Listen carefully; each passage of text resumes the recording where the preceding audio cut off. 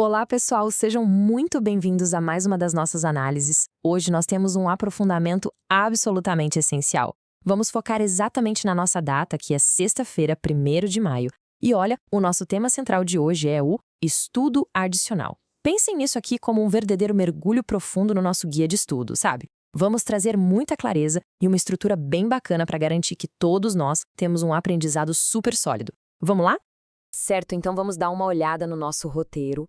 A gente começa com a base da nossa sexta-feira, o estudo adicional, e logo em seguida já vamos explorar o propósito do estudo. Depois, vamos fazer um alerta super importante sobre o cuidado com opiniões preconceituosas, e para fechar com chave de ouro, teremos as nossas perguntas e respostas bíblicas. Bom, iniciando a nossa primeira sessão. Sexta-feira, estudo adicional, aprofundando na palavra. É aquele momento de a gente focar totalmente a mente, né? Para compreender os fundamentos do texto com reverência e, claro, como verdadeiros profissionais do estudo bíblico. E a base para tudo que vamos discutir hoje é a página exata do nosso guia de estudo para o dia 1º de maio. Isso é só para garantir, pessoal, que toda a nossa conversa e o nosso percurso conceitual estejam firmemente ancorados no material original. A gente não vai dar nenhum passo fora da fonte principal, combinado? E assim chegamos ao nosso primeiro grande pilar, que é o propósito do estudo, com o subtítulo Conhecer a Deus. Essa é literalmente a base de tudo. É o que nos convida a entender o real motivo, o porquê de a gente abrir as Escrituras todos os dias. É aqui que começa a nossa grande escavação. Então, vamos ler o nosso primeiro texto bíblico base, de forma bem atenta. O texto diz o seguinte: examinais as Escrituras, porque julgais ter nelas a vida eterna, e são elas mesmas que testificam de mim. Essas palavras que estão lá no Evangelho de João, capítulo 5, versículo 39, são super diretas, né? Elas já iluminam o nosso caminho logo de cara. Agora, o que é realmente interessante quando a gente desmembra esse versículo milenar é que notamos uma lógica muito clara. O guia nos alerta que o objetivo principal da nossa leitura não é só, um acúmulo mecânico de dados. A ideia é conhecer a Deus ativamente. É conseguir enxergar Jesus através do texto e, acima de tudo, evitar completamente aquela leitura superficial e apressada. Sabe aquela lida só por ler? Pois é, temos que fugir disso. O que nos conduz perfeitamente para o nosso próximo passo. A passagem de João, capítulo 17, versículo 3, traz uma verdade de muito peso. Vamos ler? E a vida eterna é esta, que te conheçam a ti, o único Deus verdadeiro, e a Jesus Cristo a quem enviaste. Gente, existe uma ligação inquebrável aqui entre a prática do estudo reverente e a própria promessa da vida eterna. Desempacotando a ideia central dessa passagem incrível, a gente observa que o conhecimento constrói uma ponte contínua. Ou seja, o estudo diligente leva à formação de um relacionamento real, um relacionamento íntimo. O nosso foco principal tem que ser esse conhecimento relacional, e não apenas tentar organizar eventos ou reunir fatos históricos em uma linha do tempo. É sobre se relacionar com o Criador. E aí, o nosso guia coroa brilhantemente toda essa ideia de intimidade, citando Apocalipse, capítulo 3, versículo 20. O texto diz assim: Eis que estou à porta e bato. Se alguém ouvir a minha voz e abrir a porta, entrarei em sua casa e cearei com ele e ele comigo. Sinceramente, é uma descrição muito calorosa e persistente do nosso Criador, buscando ter contato diário com todos nós que estudamos a sua palavra.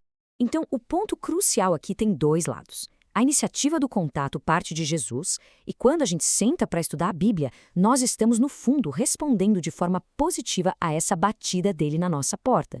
Há um desejo claro de comunhão íntima ali, e a promessa final é literalmente a presença do próprio Cristo com a gente. Esse é o propósito supremo que precisa guiar a nossa rotina de estudos, sem dúvida. Bom, entrando agora na segunda fase do nosso roteiro, cuidado com opiniões pré-concebidas ou o perigo na escavação. Já que estabelecemos o propósito real de estudar a palavra, a gente precisa agora identificar aquelas armadilhas que sempre surgem no meio do processo de interpretação. Para isso, o material cita Ellen G. White trazendo uma metáfora visual fantástica: a figura do garimpeiro. Pensem bem, um garimpeiro não fica só passeando pelo terreno, né? Ele cava. Ele cava incansavelmente em busca das pedras preciosas, com muita atenção e zelo. E nós somos orientados a assumir exatamente essa mesma postura no nosso estudo intelectual e espiritual. Sempre, mas sempre mesmo, há uma luz maior a ser compreendida se a gente cavar fundo. E isso ilustra de um jeito brilhante um contraste imenso de atitudes. Olha só, de um lado, a gente tem o perigo de tentar forçar a Bíblia a dizer apenas o que nos convém, meio que moldando o texto às nossas opiniões pré-concebidas. Mas do outro lado, temos a atitude correta, que é trazer as nossas visões de forma bem humilde até as Escrituras e permitir que elas sejam testadas pela verdade de Deus. E para solidificar a gravidade disso, o texto nos dá uma advertência super clara. Muitos conferem às palavras da Bíblia um significado adaptado às suas opiniões. Nossa, isso é muito sério, né? O material reforça demais a necessidade de mantermos a integridade total do autor bíblico, eliminando aquele nosso viés puramente humano e pessoal. É a Bíblia falando por si mesma. Certo, com os alertas devidamente estabelecidos, seguimos para a nossa última fase, perguntas e respostas bíblicas. Este é o estágio de refinar o ouro. É a hora de a gente transformar toda essa teoria em aplicação prática. Nossa primeira questão reflexiva investiga a nossa disposição interna. Afinal, com que atitude nós devemos iniciar qualquer aproximação ao texto bíblico? E por qual motivo a profunda humildade é um componente absolutamente essencial para que a gente consiga progredir como estudantes sinceros? A resposta metodológica, claro, nós encontramos na própria Bíblia. A instrução lá em Tiago, capítulo 1, versículo 21, é perfeita para isso. Vamos ler juntos? Portanto, despojando-vos de toda impureza e acúmulo de maldade, recebei com mansidão a palavra em vós enxertada, a qual é poderosa para salvar as vossas almas. Percebem? A humildade ou essa mansidão é exatamente o que torna nossa mente receptiva. É o que permite que o texto faça o seu verdadeiro trabalho transformador nas nossas vidas. Vamos avançar para ver como isso se desenvolve na segunda pergunta do guia, que, confesso, exige um nível altíssimo de autocrítica de todos nós. Será que existem opiniões pessoais muito profundas, bagagens culturais ou aquelas velhas convicções que nós obrigatoriamente precisamos deixar de lado para garantir que a Bíblia não sofra interferências e fale exatamente por si mesma? E a nossa base para responder a isso vem de Provérbios 3, versículo 5. Vamos ler com bastante calma. Confia no Senhor de todo o teu coração e não te estribes no teu próprio entendimento. A orientação aqui é muito cristalina, pessoal.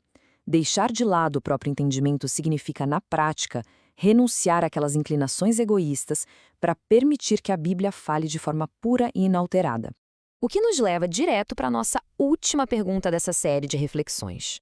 Como é que algo que até parece super positivo no ambiente acadêmico, como, por exemplo, aquele desejo intenso de descobrir algo completamente novo e original, quando feito só por motivos egoístas, pode virar a armadilha perfeita para nos desviar do caminho rigoroso da verdade?